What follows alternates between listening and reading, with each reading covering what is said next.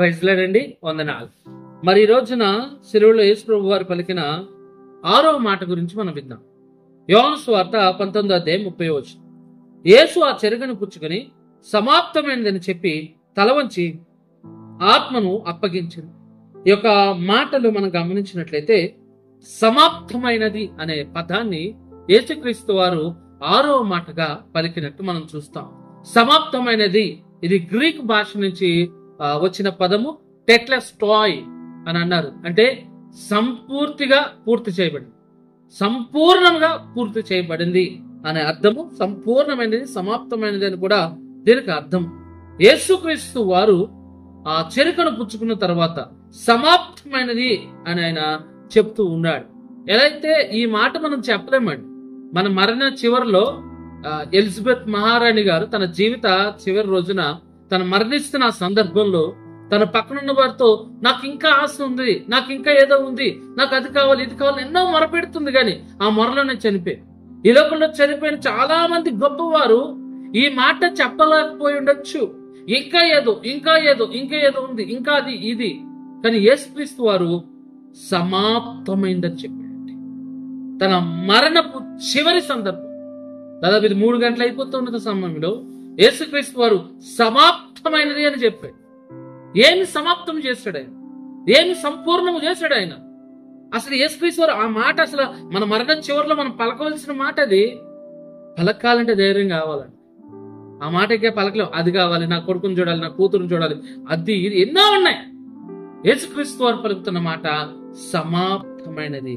అసలు యేసుక్రీస్తు వారు శిలువలో ఏ సంపూర్తి చేశాడు, యేసుక్రీస్తు వారు ఏ సమాప్తం చేశాడు అని మనం చూసుకున్నగా యోహాను సువార్త 19:28. ఆ తర్వాత సమస్తమును అప్పటికి సమాప్తమైనది యేసు ఎరిగి లేఖనము నెరవేరినట్లు దప్పుకొనుచున్నాను. 5వ మాటను మళ్ళీ ఎందుకు చూసామంటే అప్పటికే సమాప్తమైనది యేసు ఎరిగి పలక సమాప్తం అయిపోతుంది. కానీ ఇంకొక మాట లేఖనం నెరవేర్చబడాలి కాబట్టి దప్పుకొనుచున్నాను అంటే ప్రవచనాలను సంపూర్తి చేశాడు. యేసు కొరకు ఏదైతే రాయబడిందో ప్రతి ప్రవచనాన్ని బాధ్యతగా ఆయన నిర్వర్తించాడు, అది జరిగించాడు. అందుకే ఆఖరిగా ఆయన అంటే శారీరక దప్పిక లేకపోయినా దప్పికొనుచున్నానని చేతి చెరకను ఎందుకు పుచ్చుకున్నాడంటే ఆయన కొరకు రాయబడిన ప్రతి వాగ్దానము, ప్రతి ప్రవచనము ఆయన నెరవేర్చాడండి. ప్రవచనాలను సంపూర్తి చేశాడు. అది కూడా బాధ్యత కలిగి తన గురించి ఏదైతే రాయబడిందో దాన్ని కరెక్ట్ గా సమాప్తము చేశాడు, సంపూర్తి చేశాడు.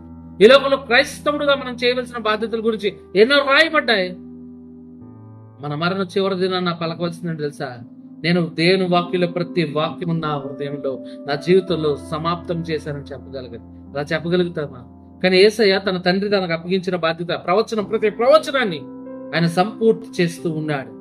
రెండవ విషయం గమనిస్తే ఆయన శారీరక సంబంధించిన శ్రమలు, ఈ లోక పాపం భారాన్ని మోయడం గాని, ఆయనకైనా నలగొట్టుకోవడం గాని, ఆయన శరీరం సిలువ పట్టబడ్డం గాని, ఒక మాంసం ముద్దుగా మారడం గాని, ఇవన్నీ తన కొరకు రాయబడిన ప్రతి ప్రవచనంలో కూడా ప్రతి శారీరక శ్రమలకు సమాప్తము చేస్తూ ఉన్నాడు.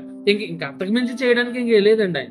అదే పైనుంచి కింద వరకు గాయము లేని శరీరం, గాయం లేకడం, ఇంకెక్కడ దెబ్బలు తింటాక లేదు, ఇంకేం లేవు. ఆయన గురించి రాయబడిందల్లా యెషయా గ్రంథం 53:10 అతను నలగొట్టుటకు యెహోవాకు ఇష్టమాయెను, ఆయన అతనికి వ్యాధి కలగజేసను. ఎంతగా దేవుడికి ఇష్టమైందంటే మన కోసం దేవుడిని యేసుక్రీస్తు నలగొట్టడానికి తండ్రికి ఇష్టమైంది. ఎంతగా నలగొట్టాడంటే ఆయనకి ఏ సొగసు లేదు, ఏ స్వరూపము లేదు, అతనికి ఏ రూపము లేదు, వికారంగా తయారైపోయాడు. అంతగా తయారైపోయాడండి. శిలువ మరణం ఆఖరి నిమిషంలో ఆయన పలుకుతున్నాడు సమాప్తమైనది. నేను అనుభవించవలసిన ఈ శారీరక శ్రమలన్నీ కూడా, ఎందుకు శారీరక శ్రమలు ఆయన అనుభవించాడంటే నీ కాలు నొప్పి వచ్చి ప్రభువా నా కాలు నొప్పి అంటే నాకు తెలిసిన ఆయన నీ కాలు నొప్పి ఎలా ఉంటుందో నాకు తెలుసు అంటాడు ఆయన. నాకు ఈ శ్రమ, ఆ శ్రమ, నాకు ఆకలి బాధ నీకేం తెలుసు ప్రభు అంటే నాకు తెలుసు. నీ ఆకలి బాధ ఎలా ఉంటుందో తెలుసు, నీ కష్టం ఎలా ఉంటుందో తెలుసు, నీ గాయం ఎలా ఉంటుందో నాకు తెలుసు. అందుకే ఆయన మన శరీర శ్రమలన్నింటిలో పాలిభాగస్తుడై వాటన్నిటిని ఆ శిలువ మీద గమనిస్తే సంపూర్తి చేసుకుని ఉన్నాడు. ఇంకా ప్రాముఖ్యంగా తండ్రి చిత్తాన్ని సంపూర్తి చేశాడు. ఏం సమాప్తి చేస్తున్నాడు, ఏం సంపూర్తి చేస్తున్నాడు అంటే తండ్రి చిత్తము చేయడే ఆయన ఆహారం అంటూ ఉన్నాడు. యోహాను సువార్త 4:34 యేసు వారిని చూచి నన్ను పంపిన వాని చిత్తము నెరవేర్చుడు, ఆయన పని తుదిని ముట్టించుడు నాకు ఆహారమై ఉన్నది. ఈ లోకంలో నా ఆహారం ఏదో తెలుసా? దేవుని పని తుది ముట్టించుడే, ఆయన పని ముగించడమే. నాకు ఆహారం అన్నాడు. ఆ కలువరి శిలువ మీద తండ్రి ఇచ్చిన ప్రతి బాధ్యతని, తండ్రి చూపించిన ప్రతి దాన్ని ఆయన చేశాడు. ఆఖరికి గెత్సేమనే తోటలో ప్రార్థన చేస్తాడు, ప్రభువా ఈ గిన్నె నా ఎదురుని తొలగించు, కానీ నీ చిత్తమే సిద్ధించును కాక నీ ఇష్టమే అంతను ఒప్పుకుని యోహాను 17:4 చేయటకు నువ్వు నాకు ఇచ్చిన పని నేను సంపూర్ణంగా నెరవేర్చి భూమి మీద నిన్ను మహిమ పరిస్థితిని అన్నడేసి ఆయన నిజంగా కలువరి శిలువ మీద తండ్రి ఇచ్చిన ప్రతి పనిని సంపూర్ణం చేశాడు. మనం గమనిస్తూ ఉన్నాం, యేసుక్రీస్తు వారు ఏది సంపూర్ణం చేస్తున్నాడు, ఏది సమాప్తి అయిపోయింది అంటాడు. ఎందుకు సమాప్తమైంది అంటాడంటే ఆయన కొరకు రాయబడిన ప్రతి లేఖనాన్ని నెరవేర్తిస్తున్నాడు, శారీరక శ్రమలు అనుభవించాడు పరిపూర్ణంగా, తండ్రి చిత్తాన్ని సంపూర్తి చేశాడు. ఇక మనం గమనించినట్లయితే ధర్మశాస్త్రాన్ని కూడా సంపూర్తి చేశాడు. తన కొరకు ధర్మశాస్త్రం రోమిలకు రాసిన పత్రిక 10:4 విశ్వసించు ప్రతి వానికి నీతి కలుగుటకై క్రీస్తు ధర్మశాస్త్రముకు సమాప్తి అయ్యున్నాడు, సమాప్తం చేశాడు. అంటే ధర్మశాస్త్రం వల్ల కలిగే శాపం గాని, ధర్మశాస్త్రం వల్ల వచ్చే ఆ యొక్క పాపానికి వచ్చే మరణము గాని, వాటన్నిటికీ నీతి కలుగుడికి క్రీస్తు ఒకటి సమాప్తం చేశాడు ధర్మశాస్త్రం. అంటే ధర్మశాస్త్రాన్ని కొట్టేసి తింపేసి పడేలేదండి, ధర్మశాస్త్రాన్ని కొనసాగించాడు. కానీ ఆ ధర్మశాస్త్రానికి ఒక అడ్డుకట్ట, ఒకప్పుడైతే బలి ఉండేది, పాప పరిహారార్థ బలి. పాపం చేసిన వాడి పాపం పోవాలంటే ఆ బలి పశువులను చంపాలి. పాపం ఇక బలి లేదు, ఆయనే మనందరి కొరకు ఒకేసారిగా బలిగా అర్పించబడి ధర్మశాస్త్రానికి సమాప్తము చేస్తున్నాడు. అదే చెప్తున్నాడు శిలువ మీద, సమాప్తమైనది.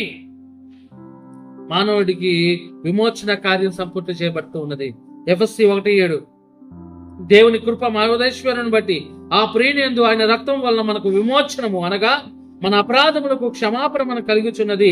యేసుక్రీస్తు రక్తము ద్వారా మనకు విమోచన కార్యం జరిగింది. కలువరి శిలువ మీద ఆయన సమాప్తం అంటున్నాడంటే మన విమోచన కావాల్సిన దాన్ని, క్రయధనాన్ని ఆయన సంపూర్తిగా చెల్లించాడు. విమోచనకు కావాల్సిన ప్రతి ధనమును, ఏంటా ధనం అంటే తన రక్తాన్ని సంపూర్తిగా చిందించాడు, సంపూర్తి చేశాడు. ఆఖరికి మనల్ని దేవుడు దగ్గరగా చేశాడు. ఆఖరిగా చివరి చెప్పును ముగించేసుకుందాం. పాపం ద్వారా వచ్చే మరణాన్ని సంపూర్తి చేశాడు. 1 కొరింథీయులు 15:55 ఓ మరణమా నీ విజయం ఎక్కడా, ఓ మరణమా నీ ముళ్ళు ఎక్కడా, అయినను మన ప్రభువైన యేసుక్రీస్తు మూలముగా మనకు జయం అనుగ్రహించిన దేవునికి స్తోత్రము కలుగునుగాక. యేసుక్రీస్తు వారి శిలువ మీద మరణించడమే కాదు, ఆ మరణం ద్వారా ఈ లోక పాపానికి వచ్చే మరణాన్ని ఆయన అనుభవించి మనల్ని తిరిగి బ్రతికింప చేయడానికి తిరిగి లేచాడు. ఆయన దాన్నే సమాప్తం చేస్తూ ఉన్నాడు. కలువరి శిలువ మీద యేసుక్రీస్తు వారు పలికిన 6వ మాట సమాప్తమైనది, తన బాధ్యతను ముగిస్తున్న మాట. ఈరోజు దేవుడు నీకు నాకు ఇస్తున్నాడు ఏంటి తెలుసు, ఒక ధైర్యం. నేను కూడా ఆ మాట చెప్పగలిగే వారిపై ఉండాలి. మరణపు ఆఖరి రోజున, మరణం ఉంచే సమయంలో నోటితో ఈ మాట పలకాలి, సమాప్తమైనది. ప్రభువు నువ్వు నా కొరకు చేసిన వాక్యాన్ని నేను నివర్తించాను, ప్రభువు నువ్వు నాకు జీవితంలో చేసిన ఆజ్ఞను నేను నివర్తించాను, నేను అలా బతికాను, నీ వాక్యాన్ని పూర్తి చేశాను అని చెప్పే భాగ్యం మనలో ఉండాలి. అలా మనం బతకగలగాలి.